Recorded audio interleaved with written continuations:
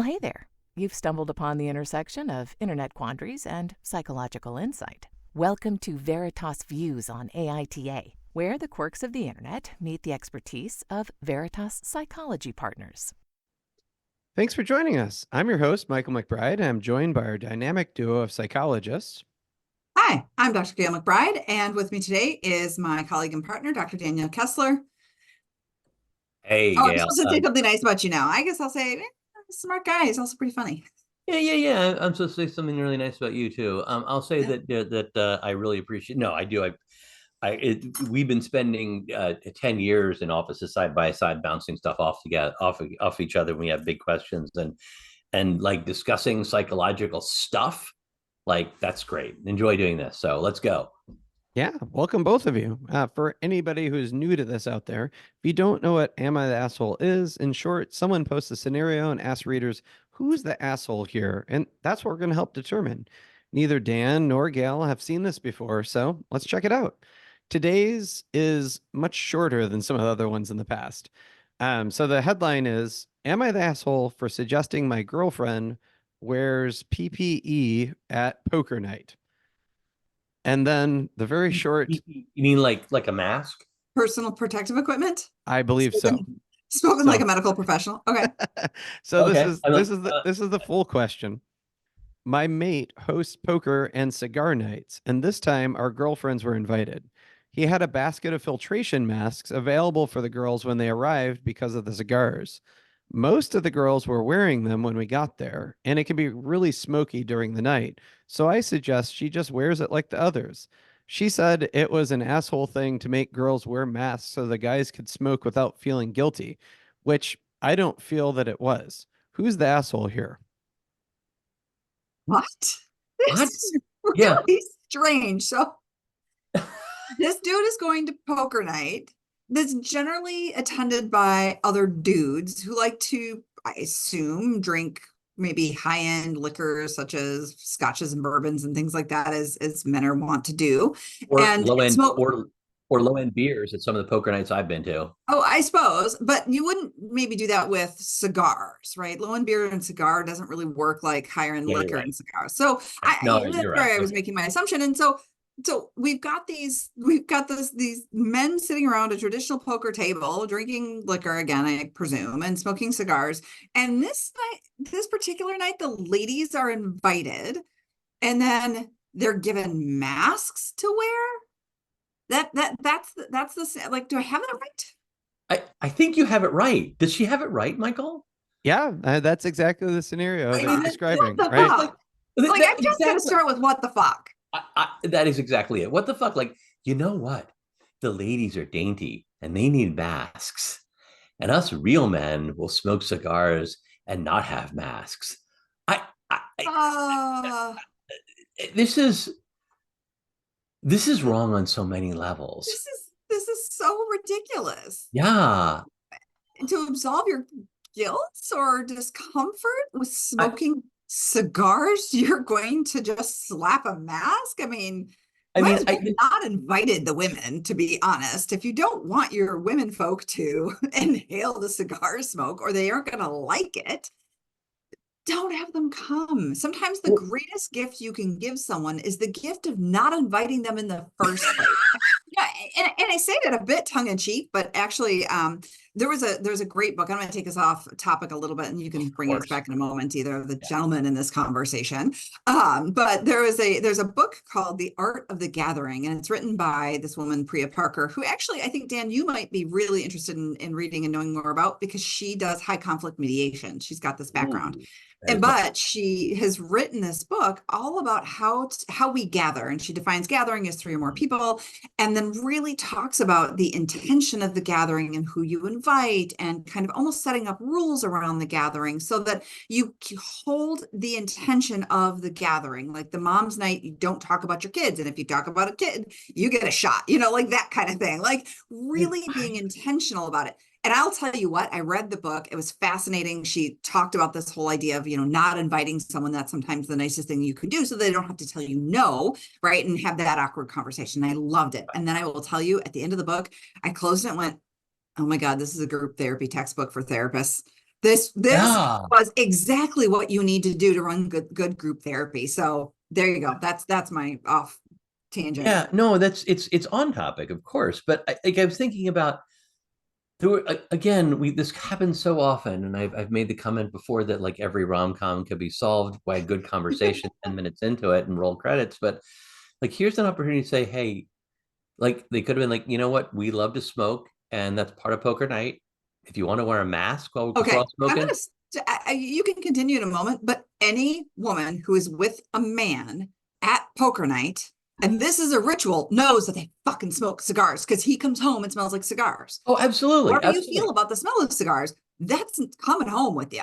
Right. But there was an opportunity to say, like we're all gonna smoke cigars. Are you comfortable with that? Do you want to wear a mask to make yourself more comfortable with it? Or, or to sit down and say, you know what, we're gonna decide not to smoke cigars this poker night because we're inviting people who might not feel comfortable with that cigar smoke. But it's a conversation.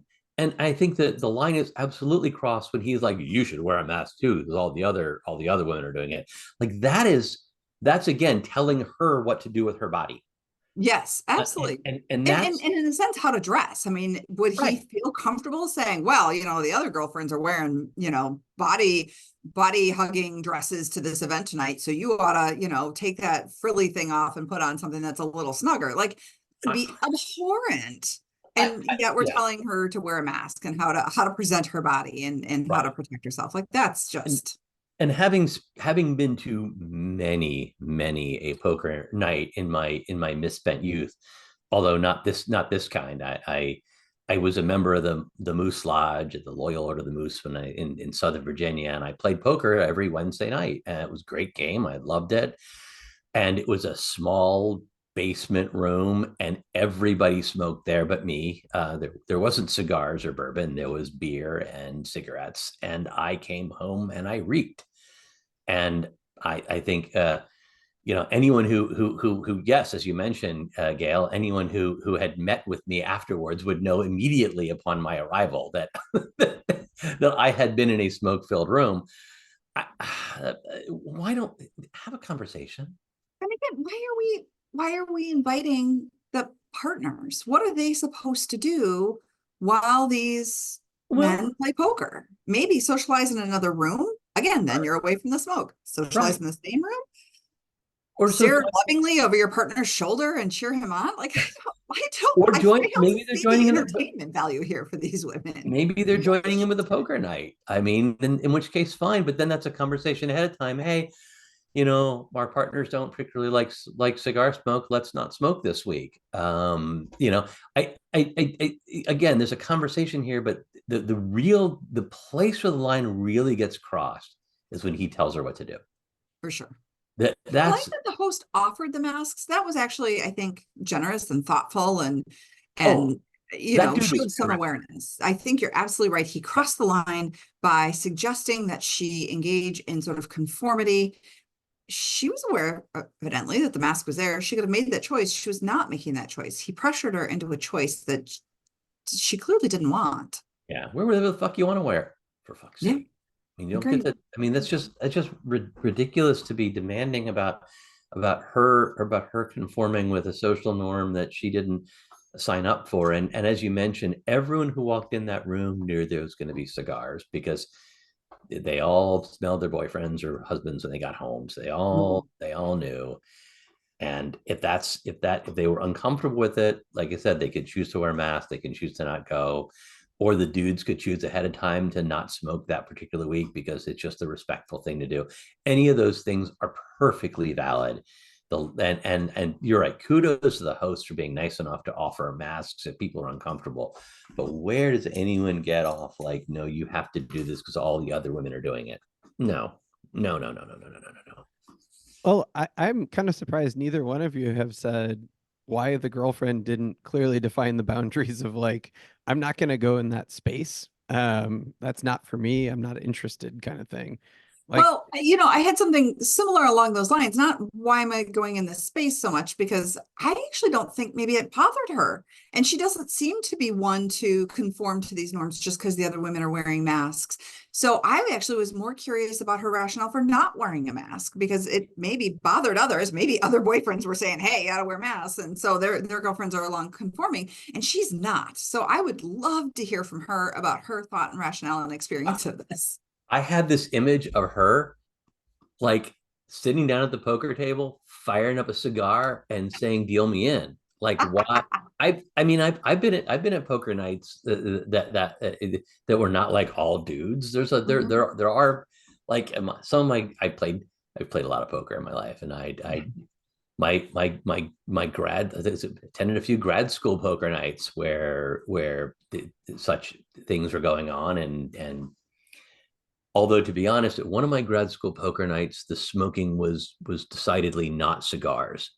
Or cigarettes? Or cigarettes. It was neither cigars nor cigarettes. And the hosts were kind enough to say to me, "Do you mind if we smoke?" And I didn't really particularly care that they wanted to smoke. And there were 6 of us, and it was 3 men and 3 women, and half of them partook in the particular product being smoked, and half didn't. And I wanted to keep my wits about me, because I was a poor grad student. Hoping to make some bank off your fellow grad students who are not so with it. I may have enjoyed that night from a financial perspective because I did not partake. It's possible that I walked away with, a few bucks. But I knew everyone knew what they're getting into, and I have no idea why. I suspect she joined in. I hope she joined into the game. And why exclude anyone?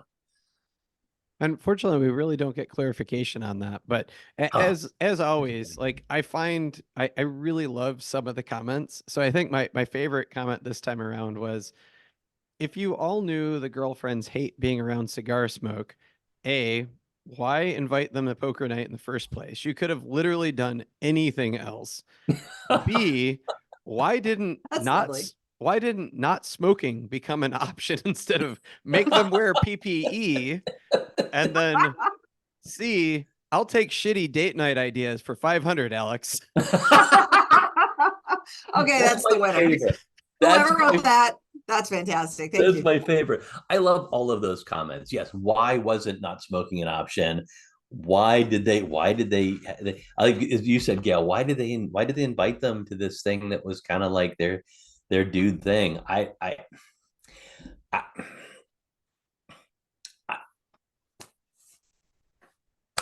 Yeah, got nothing. I'm just blown away by the whole, like, you have to wear a mask thing. Like, oh, and I love that he's still sort of questioning, like, am I kind of in the wrong here? Like, he's still questioning this. Who was the poster here? Was it the girlfriend who's being made to wear the mask, or was it the boyfriend who was trying to make her wear the mask? It was the boyfriend trying to make her wear the mask. Yeah, he was the asshole. Yeah, without a doubt.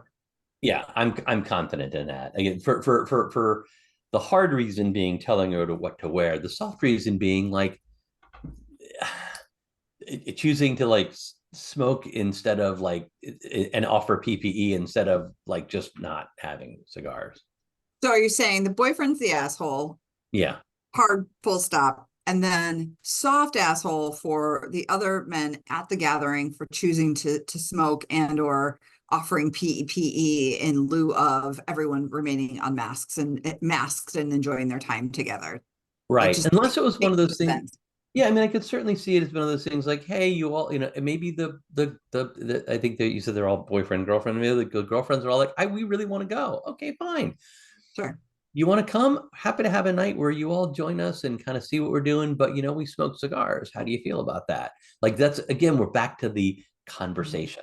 Like, right. That would have solved this 10 minutes and roll credits. The open, comfortable conversation around, we all like to smoke cigars.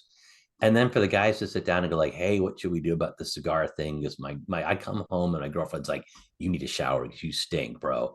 And this has definitely come up in each of their relationships. I'm sure. Clearly. And again, I mean, the women have decided to go to this thing. I believe that they know that they smoke cigars. So it is an interesting dynamic. I would go soft assholes for the men who, maybe knew that this was an affront to the women and went ahead and did it anyway. And then, hey, baby, mask up. But I don't really know exactly how that played out. So I feel like that's a soft asshole. Maybe you suck a little bit, kind of, sort of. But the boyfriend, for sure, the moment he told her, put it on, conform to everybody else, that's asshole behavior. No, yeah, totally. 100%. All right, we're in agreement. What does the internet say, Michael? I was going to say, you're 100% in agreement with the internet. Now, I guess I shouldn't say 100%. The vast majority said 100%, that he's the asshole for coercing her to come. It was an assumption that she wouldn't have come otherwise, which I think is problematic. No, I'm not okay with it. Yeah. Well, oh, wait, what did you say, Gail? I just think that's an inaccurate interpretation based on the data that we have. Right. Yeah, we don't know why she chose the game. Like you guys both point out, she might have wanted to play poker, and maybe he told her she had to come. Maybe apparently he's not above telling her what to do.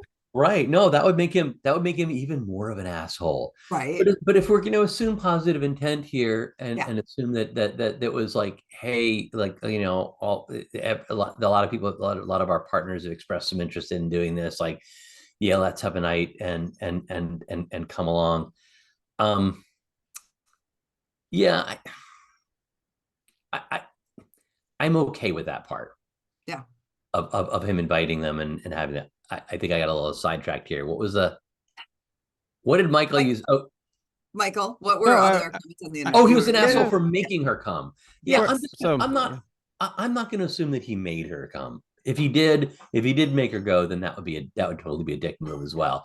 But if they were invited and they had the choice, and all the partners said, yeah, let's go to this poker night, it's like, yeah, fine. I'm fine with that. But to both of your points, I mean, the minute that he coerces her to put on a mask and basically says conform, everybody kind of piled on him, which rightfully so.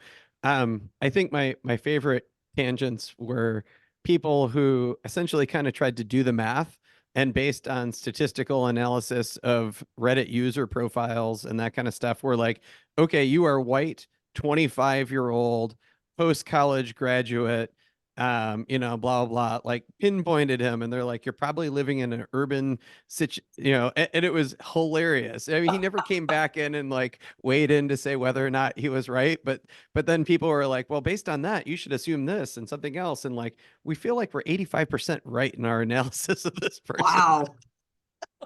I mean, I have to admit that is more or less the picture I had in my head, just from a gut sense. I didn't do the math on it, but I did picture a young white male living in a relatively, kind of urban area, dating, probably a similarly aged, maybe a bit younger female who maybe felt a little like he could tell her what to do and be a little more commanding with her.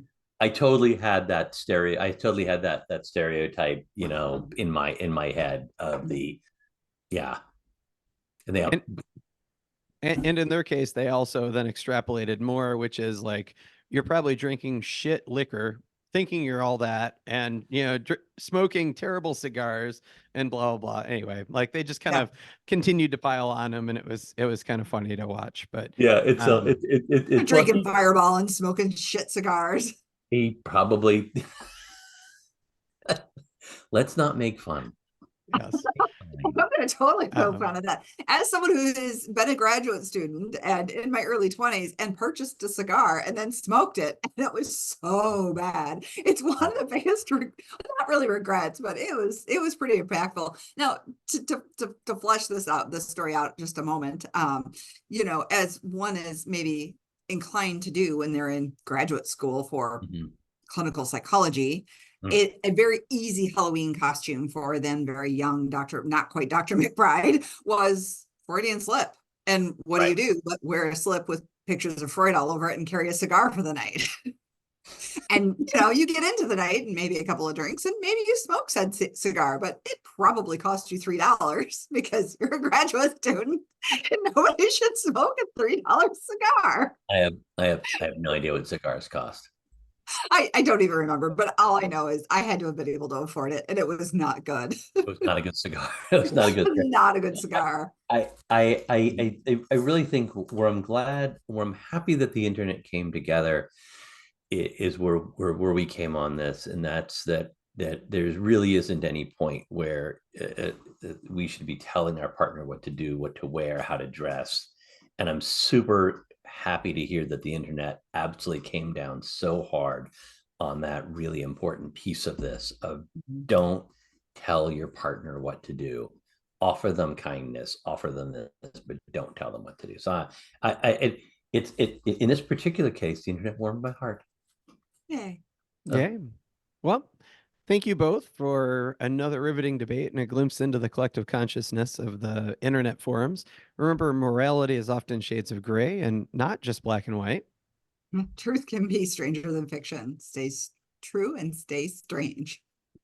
And we'll be back next week with another fascinating thing. Again, that I have no idea what it is, so I'm just assuming it's going to be fascinating. Michael always picks the great stuff for us. So looking forward to chatting with you all and the internets again in a week or so. Yeah, please follow and share Veritas Views on any of the podcast platforms with your neighbors and friends. And always stick around through the credits for the bonus conversation about the seemingly random items in the therapist's office and the stories behind those objects. Credits. Tickling the Ivories, Matthew Reddington. Art, production, and design, bringing the show together with flair and finesse, Michelle Love. Recording and editing, turning chaos into something worth sharing, Michael McBride. Intro, outro, I'm Kelly Buttrick, a VO talent who just happens to be Dr. McBride's cousin. Cats, CJ, Linus, Sadie, and Griffin. Hosting by whomever lost the coin flip. Interruptions by all their children. You can follow Dr. Dan Kessler at Dr. Dan Kessler and Dr. Gayle MacBride at Dr. G. McBride. Oh, and you can find them both at veritaspp.com. The content of this podcast is for informational and educational purposes only and is not a substitute for professional mental health advice, diagnosis, or treatment. Listening to this podcast does not constitute a therapist-client relationship. If you believe you may be experiencing a mental health issue, please seek the assistance of a qualified mental health professional. If you are experiencing a mental health crisis, you can call or text 988 from anywhere in the U.S. to be connected to Crisis Mental Health Services. Thanks for listening. As promised, here's the bonus conversation. So, Dan, I've known you for over a decade, and for the duration of that time, you have had an item in your desk drawer. When you open and you rummage around in there, I see from time to time, it seems a little bit out of place for a therapist. So I'd like to ask you about it. The big hammer. The hammer. I really need to know why a therapist has a hammer in his desk drawer. Do you really hammer things that often? No. Maybe so a point? The hammer has two reasons. The first is that I've got a wall in my office that I look at every day, and I wanted to find the perfect picture. I got the hammer and I hung up all of my diplomas because, look at my diplomas, But so I put the hammer in the drawer thinking when I figure out what to put on that wall, then I'll hammer it up there. And it's 15 years and I have seldom figured out the fuck to put there. So it's there, but also the hammer was my dad's. And it's a little piece of him that stays there. It's an old hammer. It's got some damage to the handle. It's got a hole in it. I don't know where the hole came from. My dad drilled a hole in it at some point. But it's also a piece of him that resides in my office. So like it's a monument to both a relationship with my father and my own indecisiveness. I love that. And I can attest, again, I've known you for a decade and I've not known you at a time when your dad was living. So he's clearly been gone for some time. And that's lovely that you've been able to kind of keep a piece of him in your office, as it were. Yeah. Cool. Yeah. Well, thanks everyone for tuning in. Tune in next week for, as Dan pointed out, another Am I the Asshole debate.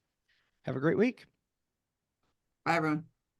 We love hearing from you, so please review us on Apple, Spotify, or, well, wherever you're listening. If you enjoyed this podcast, please review, like, and follow. Also, give it a share. This helps us reach more listeners.